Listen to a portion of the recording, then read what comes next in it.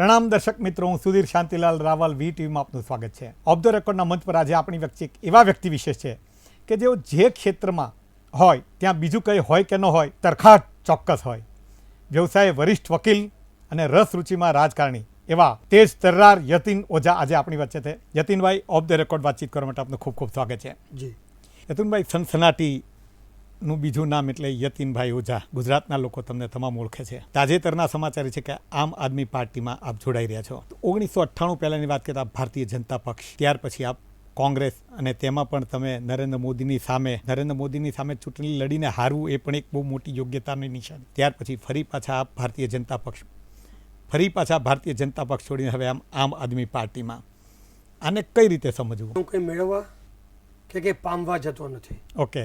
અને એટલા માટે જ 2017ની ચૂંટણી હું નહીં લડું એવી મેં જાહેરાત કરી હતી અને આજે તે વાતનો હું પુનરોચ્ચાર કરું છું. આપે એવું પણ કહેલું કે હું ક્યારેય એક્ટિવ પોલિટિક્સમાં નહીં આવું. એક ઇન્ટરવ્યુમાં આપે એવું પણ કીધું કે હું કોઈ પણ હવે પછી ટીવી ડિબેટમાં નહીં આવું. 2014ની વાત છે. તો આપ ઘણી બધી ટીવી ડિબેટમાં અત્યારે પણ ચાલુ છો. નરેન્દ્ર મોદીના બચાવમાં પણ ઘણીવાર આપ ઉપસ્થિત થયા છો. હું આજે પણ એક્ટિવ પોલિટિક્સમાં નથી. એક્ટિવ પોલિટિક્સ એટલે શું કે પ્રજાના મત લઈ પ્રજાના પ્રતિનિધિ થવું અને સરકાર ચલાવવી કે જે કોઈ બીજી જવાબદારી હોય. ઓકે. હું માત્ર પ્રચાર પ્રસાર અને સંગઠનનું કામ કરવાનો છું. ઓકે. મારો વ્યવસાય છોડી અને આ કોઈ કામ કરવાનો નથી.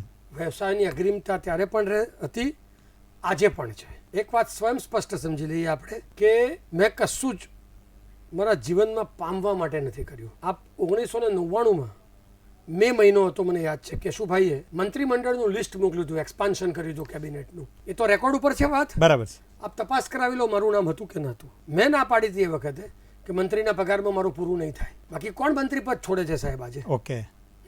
મારે પગારથી ઉપર બીજું કાંઈ જોઈતું નહોતું. નરેન્દ્ર મોદી સામે આપના ખૂબ વાંધાઓ હતા જ્યારે આપ ચૂંટણી લડ્યા, પછી પાછા આવ્યા, અત્યારે ટીવી ડિબેટમાં આપ એનો ઘણો બચાવ કરો છો.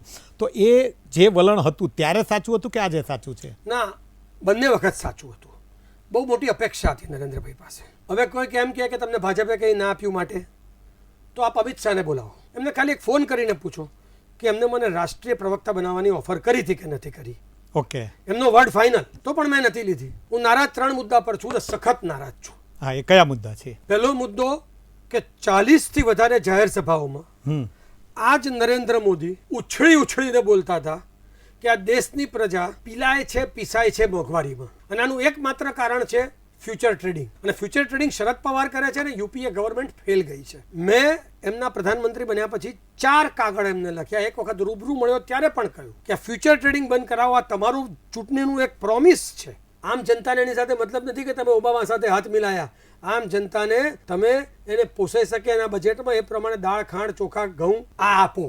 તમે ફ્યુચર ટ્રેડિંગ બંધ એટલે નથી કરાવતા કે ત્યાં જો શિવસેના મહારાષ્ટ્રની અંદર જો ટેકો પાછો ખેંચે તો આજ શરદ પવાર સંત થઈ જાય. તમે જે વાત ડંકાની ચોટ ઉપર કરી હતી એ જ શરદ પવારને તમે ફ્રી લાયસન્સ યુપીએ નતું આપ્યું, એનાથી વધારે ફ્રી લાયસન્સ. એક મુદ્દો એ, પછી બીજા 2 મુદ્દા. બીજો મુદ્દો ઇન્દિરા ગાંધીએ જે નતું કર્યું ઇમરજન્સી વખતે કટોકટી કાળ દરમિયાન, એટલું પાપ નરેન્દ્ર મોદીની સરકાર અત્યારે ન્યાયતંત્રની કરોડરજ્જુ તોડવામાં પડી છે. ઓકે. કઈ રીતે? બધી જ રીતે. આજે એમ કે વર્ષોથી ચાલતી પ્રણાલી કે ભાઈ સુપ્રીમ કોર્ટના અને હાઈકોર્ટના જજો સુપ્રીમ કોર્ટના મુખ્ય ન્યાયમૂર્તિને બીજા 4 ન્યાયમૂર્તિ નક્કી કરે, તો કે ના, ફાઇનલ છે અમારો.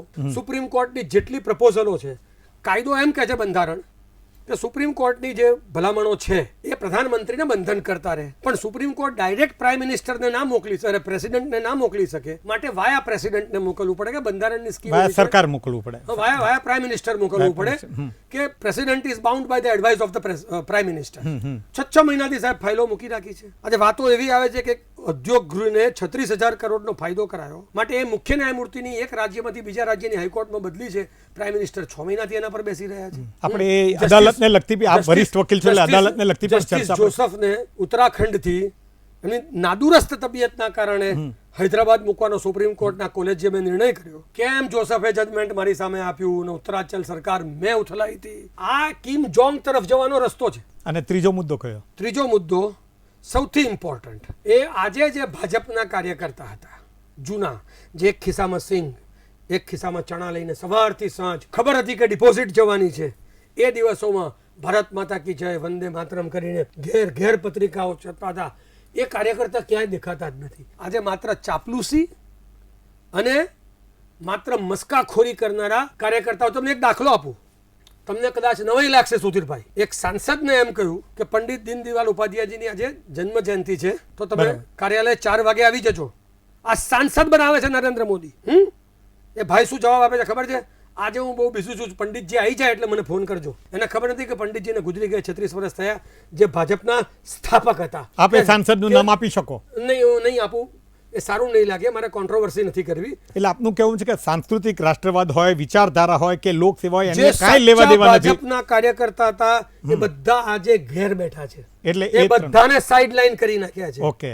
અને જે રીતે ગુંડા રાજ ચાલે છે આજે ગુજરાતમાં, કાળો ભ્રષ્ટાચાર જે રીતે ચાલી રહ્યો છે, કદાચ કોઈ આવી કલ્પના નહીં કરી હોય. આપનો જે અનુભવ છે, જે હિંમત છે, આપની જે સક્રિયતા છે લોકસેવા માટેની, એ એવું જોવામાં આવ્યું છે કે જ્યારે જાહેર જીવનમાં આપ જ્યારે વિધાનસભાની ચૂંટણી આવે ત્યારે જ એકદમ છવાઈ જાવ છો. દાખલા તરીકે 2002માં આપ એકદમ મેદાનમાં હતા, 2007માં પણ આપ હેડલાઇન્સોની અંદર ઘણીવાર હતા, 2012માં પણ ક્યાંક ને ક્યાંક યતીન ઓઝા પાછું સંભળાતું હતું, આ વખતે વળી પાછું હતો. તો વચ્ચેના 5 વર્ષની અંદર આપનો વ્યવસાય બીજું બધું ચાલતો હોય. બરાબર, આ આપની ભૂલ છે. મેં જ્યારે સાબરમતીના ધારાસભ્ય તરીકે રાજીનામું આપ્યું 2004માં, ઓકે, આજે તો નરહરિભાઈ ભાજપમાં છે. બરાબર. નરહરિભાઈને પૂછજો કે એમના કરતા વધારે કામ મેં કર્યું હતું એમને જીતાડવાનું. ના, હું જાહેર જીવનની લોકસેવાની વાત કરું હું છું. લોકસેવાની જ વાત કરું છું. ઓકે. હું આજે તમને, મને આ સવાલ પૂછવાના હોત તો ખબર હતું, લિસ્ટ લઈને આવે. ઓકે. હું અત્યાર સુધી 2000 કેસ વિદ્યાર્થીઓ, ઝૂંપડપટ્ટીના ઓકે, રહીશો, આપ કયો એ? હા, બરાબર છે, ડાઉન ટ્રોડન જેને કહેવાય, SC ST, આના કેસ, શિડ્યુલ કાસ્ટ અને શિડ્યુલ ટ્રાઇબના હું ઓછામાં ઓછા છેલ્લા 5 વર્ષમાં 200 કેસ એક પણ રૂપિયો ખર્ચનો લીધા સિવાય લડ્યો છું. ના, એ આપનું વ્યક્તિગત લોકસેવાનું કન્ટ્રીબ્યુશન છે. આઈ એપ્રિશિએટ ઇટ. હું એ કહેવા માંગુ છું, રાજકીય પક્ષ સાથેનું તમારું જોડાણ કે મારું હોય છે જ. મારા ધારો કે 2010, 11 ને 12 આ 3 ઇંગ્લિશ કેલેન્ડર વર્ષ પ્રમાણે તમે જાઓ, મેં ઓછામાં ઓછી 1500 ડિબેટ નરેન્દ્રભાઈ માટે કરી છે. અને 2 સૌથી સેન્સિટિવ ઇસ્યુ હતા, અત્યારે આપણે એની ચર્ચા નહીં કરીએ. ઓકે. તમે જાણો છો કયા 2 સેન્સિટિવ ઇસ્યુ હતા. એ 2 વિષય પર નરેન્દ્રભાઈએ સૂચના આપી હતી મધ્યસ્થ કાર્યાલય ભાજપને કે આ 2 વિષય પર હિન્દુસ્તાનનું કોઈ પણ ટીવી બોલાવે તો યતીનભાઈ સિવાય કોઈ નહીં જાય. આમ આદમી પાર્ટી માટેનું કયું આકર્ષણ કામ કર્યું? આપના જેવા એની સાથે કમિટેડ થવા ઈચ્છે છે તો એનું કયું આકર્ષણ આપને લાગે? એની પારદર્શકતા વહીવટની, પ્રમાણિકતા અને નિખાલસતા. આજે એને જે કહ્યું એ કરી બતાવ્યું. મોદી સાહેબે શું કહ્યું? પાકિસ્તાન અબ સમજ લે, એક સર કટેગા 10 સર સામને મિલેંગે. કેટલા ગયા ભાઈ? હવે તો ઓફિશિયલ રેકોર્ડ આવી ગયો કે 2016માં અરવિંદ કેજરીવાલના કિસ્સામાં પણ અરવિંદ કેજરીવાલે વીજળી આપી. આજે દિલ્હીને વીજળી સસ્તી કરી 30%, તો કરી. અરવિંદ કેજરીવાલના રાજમાં આજે દિલ્હી સરકારની વાત કરું છું, કેન્દ્ર સરકારની વાત નથી કરતો. કોઈ અધિકારી 5 રૂપિયા લેવાની હિંમત નથી કરતો સાહેબ. એના માટે એવા પણ આક્ષેપો થાય છે કે એ લોકો બી પ્રચારમાં જ માહેર છે, અથવા તો કેટલીક જગ્યાઓમાં રાજકીય અપરિપક્વતા હજી દાખવે છે. કેટલાય નિર્ણયો એવા છે કે જે કાનૂની, આપના જેવા એક્સપર્ટની કદાચ એને જરૂર છે, પણ કાનૂની ક્ષેત્રે તે એવા દાખલા કે નજીબ જંગ સાથેના મુદ્દાઓ છે કે જે કાયદાની દ્રષ્ટિએ અથવા અદાલતના ફ્લોર પર નહીં ટકી શકે એવા મુદ્દાઓ છે. એક મિનિટ, આ નરેન્દ્ર મોદીએ ખાલી એક જ પગલું ગવર્નરે લીધું હતું, લોકાયુક્ત એપોઇન્ટ કરવાનું. 45 કરોડ રૂપિયા વાપર્યા એની પાછળ. સુપ્રીમ કોર્ટમાં વકીલોની ફી એક દિવસની 25 લાખ રૂપિયા ચૂકવી. એક દિવસની 25 લાખ રૂપિયા ખાલી કોન્ફરન્સના પહેલા વાત કરવા જવાના, અંદર પેસવાના 25 લાખ રૂપિયા લીધા વકીલોએ. એવા 5 વકીલો રોક્યા, હાઈકોર્ટ, અને શું કે રાજભવનથી પેરેલલ સરકાર ના ચાલવી જોઈએ. હું ચોક્કસ માનું છું નરેન્દ્રભાઈની વાત. ડેમોક્રેસીની અંદર ગવર્નર એ 5 સુપ્રીમ કોર્ટના જજમેન્ટથી છે, માત્ર સહી કરવા માટે નહીં, એક એજન્સી છે. બધા એમ કહે છે કે ગવર્નર પીટ્ટુ આવ્યા, પણ ગવર્નરનો ભારતના બંધારણમાં રોલ જ પીટ્ટુનો છે. હું નરેન્દ્રભાઈની વાત સાથે સંમત છું. તમારામાં એક પગલું ખાલી ગવર્નરે લીધું અને તમે ગવર્નરને છું કરી દીધો છે. ચૂંટાયેલી સરકારનું કામ છે વહીવટ કરવાનું કે ગવર્નરનું કામ છે? ગવર્નરનું કામ તો માત્ર ને માત્ર કાઉન્સિલ ઓફ મિનિસ્ટર્સની એડવાઇસ જે હોય એનું અમલ કરવાનું છે સહી કરીને. સુપ્રીમ કોર્ટે શમશેરસિંહના કેસમાં એમ કહ્યું કે લોકો એમ કહે છે કે પ્રેસિડેન્ટ રબર સ્ટેમ્પ આવે છે. એને કહ્યું ભારતના બંધારણ 11 જજોની બેન્ચ છે. ભારતના બંધારણમાં ગવર્નર અને રાષ્ટ્રપતિ એ માત્ર રબર સ્ટેમ્પ જ હોવા જોઈએ. એમની એ જ ભૂમિકા છે. એમને કોઈ સ્વતંત્ર એક્ટ કરવાની સત્તા નથી. એમને માત્ર ને માત્ર કેબિનેટના એડ એન્ડ એડવાઇસ નીચે કામ કરવાનું હોય છે. અને એ નજીબ તમારામાં કરે તો બધું અનડેમોક્રેટિક. ઓકે અને તમે દરેક મુદ્દામાં ચૂંટાયેલી સરકારને કામ ના કરવા દો. આજે દિલ્હીમાં 30% વીજળી કાપ કર્યો, મીટરમાં 20% કાપ આવી ગયો. સાહેબ હું તમને કહું, એક દવાના ₹1 ભાવ જો દાખલો આપું છું, હા. એના ₹100 પ્રાથમિક આરોગ્ય કેન્દ્રથી લઈને સિવિલ હોસ્પિટલ સુધી ચૂકવાય છે. આ પાટાપિંડીના જે ભાવ છે, જે બેન્ડેડ આવે, એ બધું જે આવે, રૂ આવે, કોટન આવે, એનો 100 ગણો ભાવ ચૂકવાય છે. હું આપના માધ્યમથી કહું છું, અધિકારીઓ ચેતી જજો, ઓકે જેલમાં જવાની તૈયારી રાખજો. આજના પ્રિવેલન્ટ ભાવ અને તમારા ખરીદેલા ભાવની કમ્પેરિઝન થવાની છે, અને જો એ ભાવ તો ફાઇલ ઉપર સહી કરનાર કોઈને આમ આદમી પાર્ટીની સરકાર બનશે તો બક્ષવાની નથી. આ તો એક વાત થઈ. મેં કેજરીવાલજીની પરમિશન લીધી છે ને એટલા માટે આજે હું આ સ્ટેટમેન્ટ કરું છું કે આમ આદમી પાર્ટીની સરકાર આવશે, સરકારની 100 ખરીદવાની હશે ને, ત્યારથી કરોડો રૂપિયાની જે ખરીદી હશે એ બધી કેટલા ભાવે ખરાઈ એ ગવર્મેન્ટની વેબસાઇટ ઉપર મળશે. આમ નાગરિક જો કહેશે કે આ વસ્તુના ₹5 છે ને ₹15 ચૂકવાયા, 5% ફેરમાં અમે માફ કરી દઈશું, 3% ફેરમાં. બરોબર. તો સુધીરભાઈ લખીને રાખજો, એ અધિકારી માત્ર ઘેર નહીં બેસે, 1 કલાકમાં જેલમાં હશે. એ વેરિફિકેશન પછી ગમે લેવલનો અધિકારી હશે જેલમાં હશે. અમે સરકારી જે કોઈ ટેન્ડર આવશે, ₹5 હશે કે 500 કરોડનું હશે. પણ એક અરવિંદ મિનિટ કેજરીવાલે મને સાંભળી લો. જ્યારે મુકેશ અંબાણી ઉપર એક કેસ કરશે એવું કીધું એક હતું, મિનિટ. આવા બધા કેટલાય દાવા હતા, એક એટલે મિનિટ, હું દિલ્હીની તમને કહું છું કેમ. એ બધું પછી નહીં થયું જ્યારે એને સત્તા લીધી હું તમને ત્યારે. કહું છું, એક મિનિટ મને પૂરું કરી લેવા દો. હા. એ અમે તમામ ટેન્ડરો જે બંધ બારણે ચકાસાયા હશે એ બધા જ નેટ ઉપર મૂકીશું. સારી વાત છે. Competitive price થી આ લઈશું. તમે જે કહો છો એ દરેક બાબત એવી છે જે શિક્ષણનું- લોકો માટે હોવી અચ્છા, જોઈએ. તમે મુકેશ અંબાણીનું જે કહ્યું હા, હા, એ હવે એક દાખલો દઉં છું એમ. તમારી વાત 100% સાચી છે. એ આખી દુનિયાને ખબર છે કંપનીના માલિક કોણ છે, પણ રેકોર્ડ ઉપર નથી મુકેશ અંબાણી. બરાબર છે, પણ કંપનીને સીધી દોર કરી કે નહીં એ જુઓ તમે. યતીનભાઈ, આપણે હમણાં જ જે બાબતમાં સનસનાટી ફેલાઈ ગઈ, આપનો એક લેટર આશુતોષે રજૂ કર્યો જેની અંદર આપનો એવો દાવો છે કે AIMIMના ઓવૈસી અને અમિત શાહ વચ્ચે એક ગુપ્ત બેઠક થઈ, જે બિલકુલ. આપ પણ એમાં હાજર હતા. બિલકુલ. એ આખી ઘટના શું છે આપ કહો? હું કાયમ દિલ્હી જાઉં ને ત્યારે મારે દિલ્હી અઠવાડિયામાં એક વખત મારા સુપ્રીમ કોર્ટના કેસ માટે જવાનું હોય. તો મહિને 1.5 મહિને એકાદ વખત અમિતને મળું. હજુ આજે પણ મારા ને એના સંબંધ તુંથી જ બોલાવાના છે. તમે સારા મિત્રો છો એનો મતલબ. હા, પણ દિવસમાં હું જ્યારે છેલ્લે દિલ્હી ગયો તો 11 અકબર રોડ એના ગાર્ડનમાં હું એને ગુરુમૂર્તિજી અમે 3 જણા જોડે લંચ કર્યું. ઓકે, કેટલા દિવસ પહેલા? અમે કહ્યું એમ હું વારે ઘડીએ નથી જતો, મહિને 2 મહિને એક વખત હું જાઉં. હા. હવે એને મને કેવડાવ્યું હતું કે યતીન આપણે શાંતિ. પહેલા એવું હતું કે એ મારી હોટલ આવવાના હતા અને અમે ખીચડી જમવાના હતા, બરાબર છે.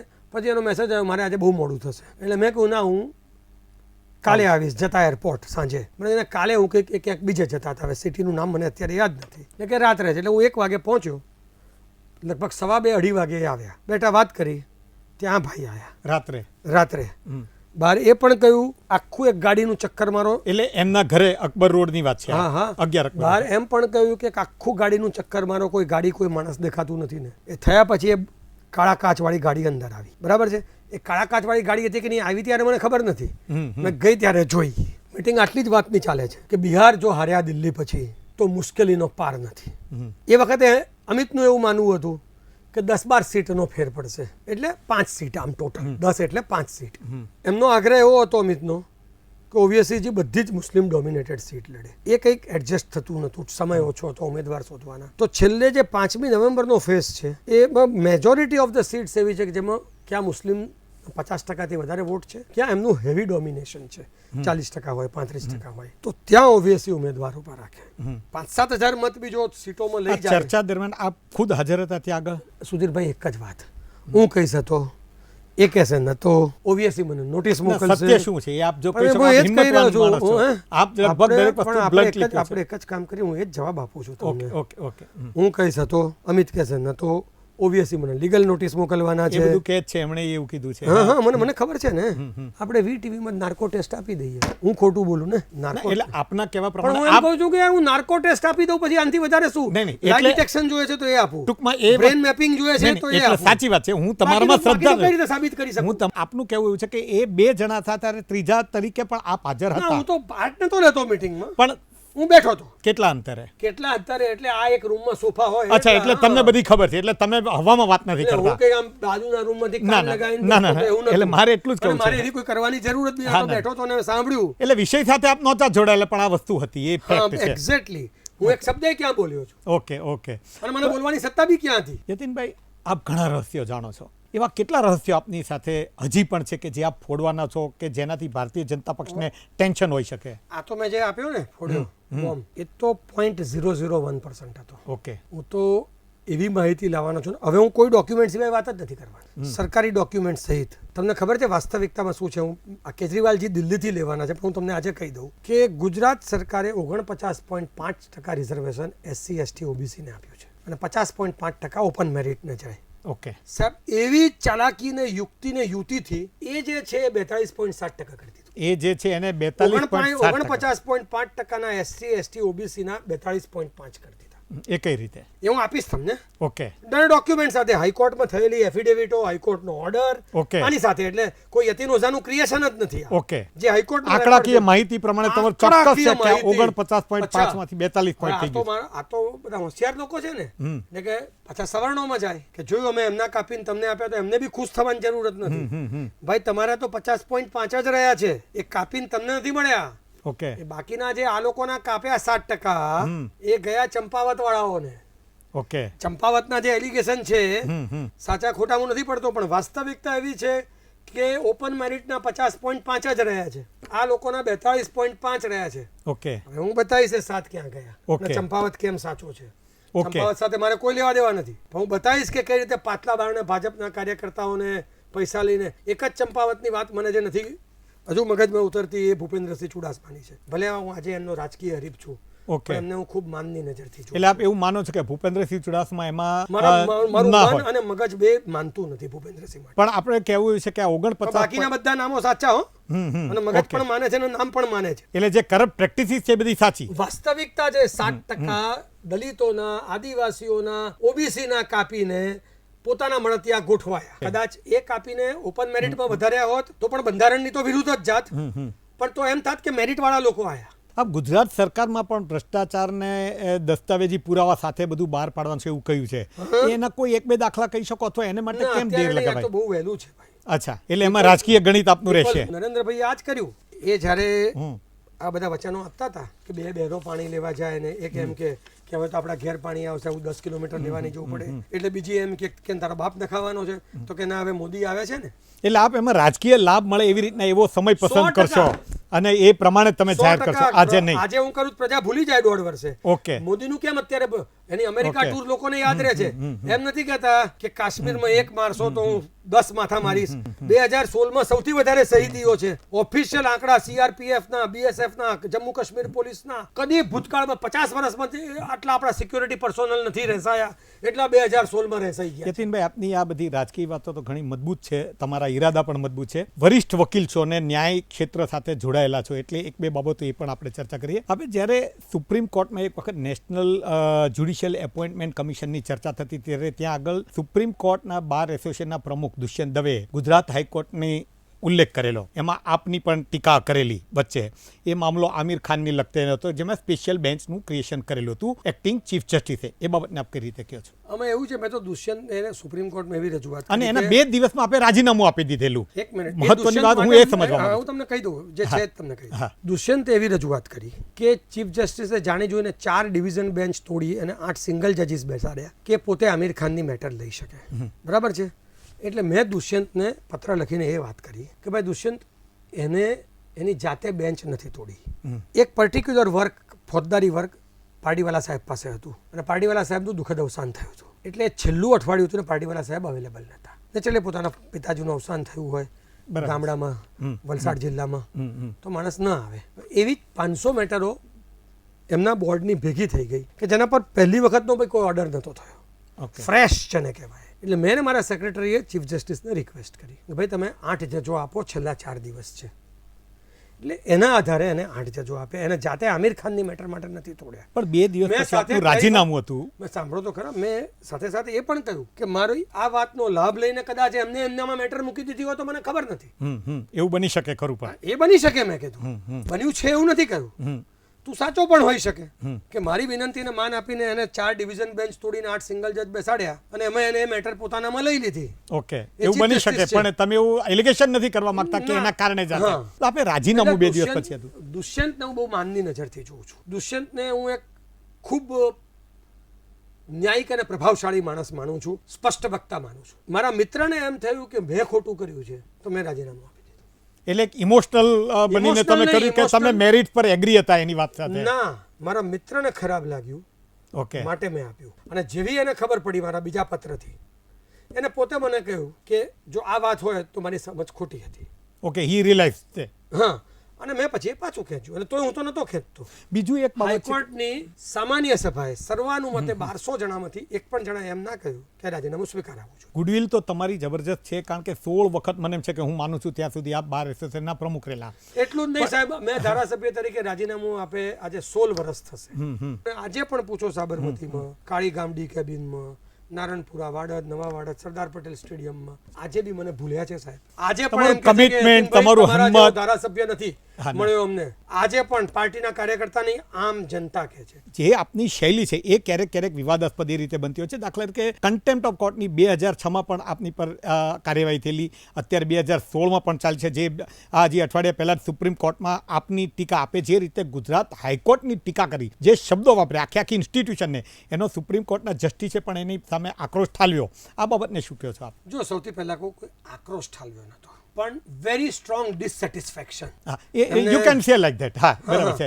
આક્રોશ એક વસ્તુ છે. નહીં, યુ કેન અને describe in your word, you can describe in your word કે ભાઈ it was dissatisfaction. Expression of. આનાથી વધારે હું એટલે નહીં કહું કે અત્યારે મેટર પેન્ડિંગ છે, વિચારાધીન છે. 2006ના કન્ટેમ્પની તમે વાત કરીને, એમાં મારો વાંક શું હતો? હાઈકોર્ટના સૌથી સિનિયર એડવોકેટ, વયોવૃદ્ધ વકીલ શરદભાઈ વકીલ સાહેબ, universally accepted name and recognise name in the legal profession. હવે એમને કોર્ટમાં જ હાર્ટ એટેક આવ્યો હતો, અને કોર્ટમાંથી જ એમને હોસ્પિટલમાં લઈ જવા પડ્યા હતા. ત્યાર પછી સદનસીબે સારા થઈને આવ્યા. હવે એમને એક દવા એવી હતી કે એમને બપોરે 1 વાગે લેવી જ પડે, એકમાં 10 પણ ના ચાલે ને એકને 10 પણ ના ચાલે, એટલે માર્જિન એકમાં 5 થી 1 ને 5 સુધીનો. હવે એમનો મોબાઈલ બંધ હતો. જસ્ટિસ ગર્ગને એવું હતું કે મારી કોર્ટમાં મોબાઈલ વાગે એટલે કન્ટેમ્પ્ટ. એને તો 60 વકીલો પર કન્ટેમ્પ્ટ કાઢી હતી, હું એકલો થોડો હતો. ઓકે, ના એટલે હવે હું હવે એ જ્યારે મોબાઈલનું એલાર્મ વાગ્યું, મોબાઈલ તો બંધ જ હતો, એટલે એને શરદભાઈ વકીલ ઉપર કન્ટેમ્પ્ટ કાઢી, નોટિસ.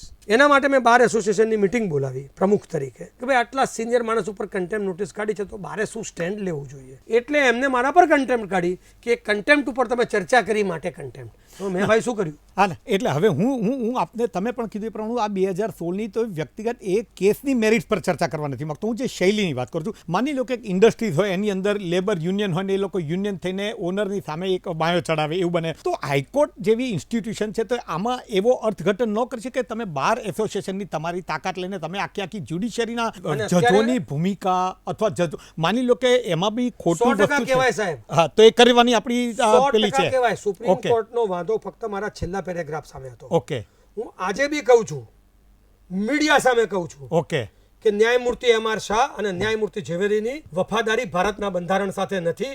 વફાદારી એમની 7 રેસકોર્સ રોડ સાથે છે અને 11 અકબર રોડ સાથે છે. જવા દો રેકોર્ડ ઉપર. માત્ર સુપ્રીમ કોર્ટમાં મેટર વિચારાધીન છે, એટલે એના કારણો હું નથી આપતો. હા, એટલે હું કારણોમાં નહીં જઉં. અને કારણ બી તમને એક આપી દઉં. મેં તમને અગાઉ કહ્યું એમ કાયદો એમ છે કે સુપ્રીમ કોર્ટના કોલેજિયમ જે ભલામણ કરે એ પ્રધાનમંત્રીને બંધન કરતા છે. બરાબર છે. હા, સુપ્રીમ કોર્ટના કોલેજિયમે 21 તારીખ ફેબ્રુઆરીએ ભારતના પ્રધાનમંત્રીને મોકલ્યું કે આ જસ્ટિસ M.R. શાહને ટ્રાન્સફર કરો ગુજરાતથી મધ્યપ્રદેશ. નરેન્દ્રભાઈએ એની પહેલાની જૂન મહિના સુધીની આયેલી પ્રપોઝલો બધી જ પ્રેસિડેન્ટને મોકલી આપી. આના પર બેસી રહ્યા છે. આપને અત્યારે ડર છે કે આના સુપ્રીમ પર કોર્ટ બેસી રહ્યા છે. આના પર બેસી રહ્યા છે. 5 મહિના સુધી સુપ્રીમ કોર્ટની ભલામણ પર હિન્દુસ્તાનના ઇતિહાસમાં પંડિત જવાહરલાલ નહેરુથી લઈને નરેન્દ્ર મોદી સુધીના પ્રધાનમંત્રીમાં કોઈ આ પહેલો પ્રધાનમંત્રી છે. કારણ કે એની વફાદારી એની સાથે છે. જ્યાં સુધી પ્રધાનમંત્રી ફાઇલ નહીં મોકલે રાષ્ટ્રપતિ સાથે, ત્યાં સુધી એની બદલી અટકાયેલી રહેશે. એટલે આપનું ટોટલ અવલોકન કેવું છે? આપણી અદાલતોની પવિત્રતા આપણા દેશમાં અખંડ છે. આપણા અદાલત, હું ગુજરાત હાઈકોર્ટમાં આજે પણ માનું છું ગુજરાત જેવી કોઈ હાઈકોર્ટ નથી. ગુજરાતના ન્યાયાધીશો જેવા હાઈકોર્ટના ન્યાયાધીશો નથી. સારા કે ખરાબ? સારા. ગુજરાત હાઈકોર્ટ માથું ઊંચું કરીને ગુજરાતના લોકો આજે ફરી શકે છે, કારણ કે હાઈકોર્ટ એમને કંઈ પણ ખોટું થશે તો પ્રોટેક્ટ કરવા બેઠી છે. પણ સાથે સાથે મારે જે 2 ન્યાયમૂર્તિઓ માટે કહેવું છે એ મેં કહી દીધું.